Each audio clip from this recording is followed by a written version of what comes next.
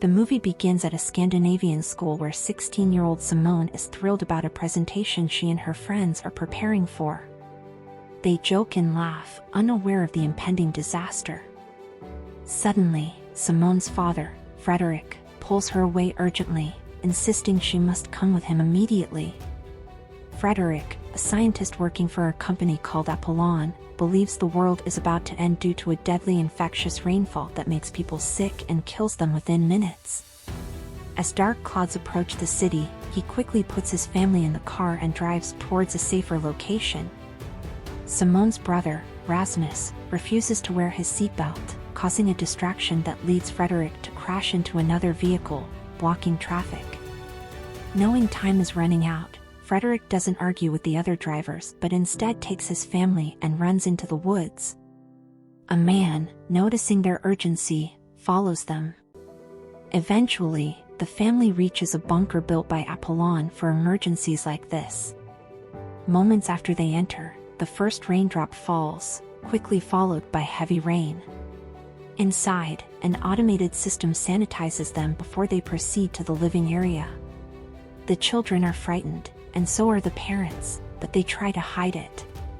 Frederick needs to leave because he might have a way to stop the virus. Before going, he tells Simone to take care of her brother, hinting that Rasmus is crucial to stopping the catastrophe. Although Simone doesn't fully understand, Frederick has no time to explain further. After he leaves, Simone watches in horror on her phone as her friends die in live streams. Outside, panic spreads as the deadly virus moves swiftly. Inside the bunker, their mother tries to comfort them by making hot cocoa, but her fear is evident. Suddenly, they hear banging on the bunker door. Knowing Frederick can enter by himself, she tells the kids to ignore it. However, driven by impatience and naivety, they rush to open the door before their mother can stop them. Standing outside in the rain is the man who followed them earlier. He grabs Rasmus but is struggling against the virus. Their mother lunges at him, but gets infected by the rain virus. She urged the kids to close the door. Though reluctant to leave her outside, they obey. The mother fights but ultimately succumbs to the virus, leaving Simone and Rasmus grieving her loss. Simone does her best to cheer up her brother, despite her pain. One night, she wakes to a noise and finds Rasmus out of bed. He claims to have seen their father, but Simone dismisses it as a dream. Later, they discover the control room and learn of other bunkers throughout the city. Simone tries to contact them but fails. They also find a radio and manage to reach a boy named Philip, a frightened teenager trapped in his basement. He tells them his entire family is dead and tries to help Simone by calling her father. However, the connection is soon lost, leaving the siblings alone once more. Simone assures Rasmus that their father will return after saving the world. As they care for each other, days turn into weeks, weeks into months, and months into years. Then, the scene shifts to 6 years later. Rasmus is now a 17-year-old teenager, growing more impatient each day since hitting puberty.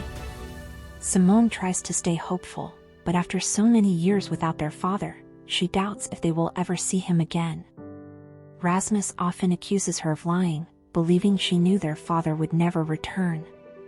One night, Simone decides she's waited long enough.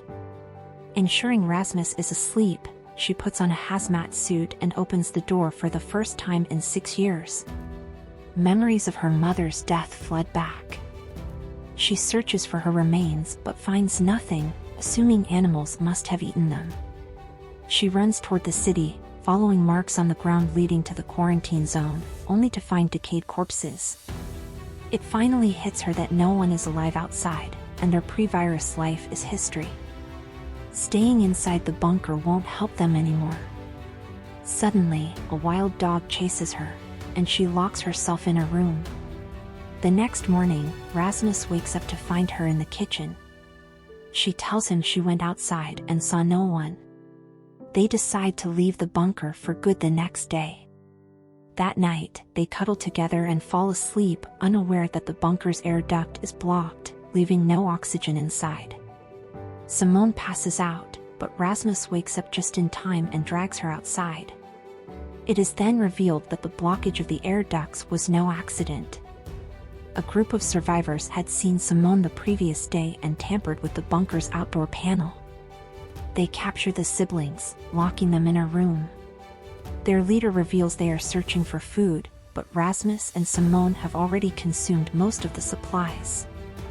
Finding nothing else in the bunker, the group prepares to leave, which would doom Simone and Rasmus to die locked in the room.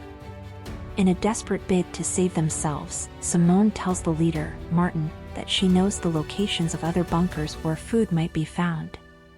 Reluctantly, Martin includes the siblings in his group, realizing they could be an asset. The duo learns from the group that more than 90% of the world's population is dead, with the remaining survivors fighting for their lives. In this new world, food is the only currency, and people kill each other for it. A flashback shows how Martin survived the initial rainfall. He was part of a military group assigned to guard the borders and maintain the quarantine. One day, after the rain, he was on duty at a bridge when a woman carrying an infant tried to cross. Although he was supposed to shoot her, he couldn't bring himself to do it. As a result, she infected his fellow soldiers, leaving Martin as the sole survivor. Afterward, Martin teamed up with another survivor named Patrick, and together they searched for food and shelter. One day, they encountered a group of 3 led by Beatrice. She and her 2 friends promised to help them find more food, and they joined forces. However, to remain in the group, Beatrice had to provide sexual favors to Martin.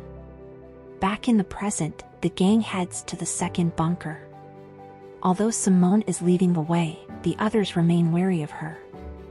Rasmus and Beatrice chat, getting to know each other. Despite their dire situation, Rasmus is happy to see the sky and trees after so long. Suddenly, they spot a vehicle on the street and quickly hide. 2 armed men emerge from the vehicle, and Martin informs the group that these men are known for kidnapping survivors. As the men are distracted by a girl running towards the forest, the group tries to escape, but Simone stops them, insisting they help the girl. Beatrice supports her, and Martin reluctantly agrees. Later, they find the girl in a puddle. Though she managed to escape the men, the water is contaminated, meaning she is doomed to die from the virus. Martin mercifully shoots her to end her suffering. Rasmus and Simone are shocked but try to adapt to this harsh new reality. That night, the group stays in a building, and one of their members, Leah, rests because she's ill. Rasmus is given shoes worn by a decaying corpse, grateful to have found waterproof footwear. While Simone falls asleep, Rasmus struggles to rest. As he wanders the building, he finds Beatrice having sex with Martin, feeling a pang of jealousy because he had started to like her. The next day, the group continues towards the second bunker. On the way, Rasmus accidentally steps into the water. Martin pulls out his gun to kill him, but Simone stops him. Fortunately, Rasmus's waterproof shoes save him. Eventually, they reach the bunker and use Simone's fingerprints to open it. Inside, they find a pantry full of food. The group, overjoyed, hasn't seen so much food in years. Simone then discovers a phone that belonged to her father, indicating he was in the bunker years ago. She finds a video from Frederick's boss urging him to come to Apollon headquarters in Sweden, stating that only Frederick can find a cure for the virus. Simone shows the video to Martin, asking him to accompany them to Sweden. However, Martin refuses, valuing the security and food in the bunker over a potential cure. As a result, Rasmus and Simone leave without the group. Later, Beatrice wakes from a nap and learns the siblings have left. She bids Martin farewell and leaves with Leah and Jean to find them. Martin and Patrick stay behind, with Martin unhappy about the situation. The rest of the group meets at the city border of Copenhagen and continues onward, enjoying each other's company. After walking for an hour, they rest and eat. Jean and Leah go to a nearby store for new glasses, leaving the others. During their absence, burglars attack, attempting to steal their food. The group runs, but Simone is separated from Beatrice and Rasmus. She ends up in an unknown part of the city and meets a little boy. When it starts to rain, they take shelter in a building. The boy, suffering from a stomach ache, takes random pills, so Simone offers him food. Suddenly, the boy's father appears, seeing Simone as a threat. She assures him she means no harm and offers more food. When the rain stops, the father and son step outside and are ambushed by thugs. Simone wants to help but realizes it's too dangerous, so she runs away instead. Elsewhere, Rasmus and Beatrice arrive in the neighborhood where Beatrice was born and take shelter in her childhood home. She hasn't been back since the first rain, and seeing her parents' corpses cuddled up on the bed is horrifying. Rasmus helps her cope by chatting with her as a distraction. When the rain stops, they return to where they had separated from the rest of the group. Simone is there, and the group reunites. However, trouble arises when a thug who followed Simone attacks them and holds Rasmus hostage, demanding their food. Just then, Martin and Patrick arrive with guns, wanting to rejoin the group. Despite their intervention, the thug manages to stab Rasmus before fleeing. Simone remembers another nearby bunker and begs Martin to take Rasmus there for medicine. The group selflessly wheels Rasmus to the bunker but finds it in ruins. They do their best to dress his wound and save him. In a flashback, we see Martin, Beatrice, and their group hunting for food. Beatrice points out a small house, claiming it's her childhood home, but it's clear she lied and is hiding something. In the last scene, Martin shows Simone a device they found in the last bunker. The device displays a map of the city with a wall that wasn't there before the outbreak. Martin believes the wall means the other side is not affected by the virus, giving them hope for survival. And there the movie ends for part 2.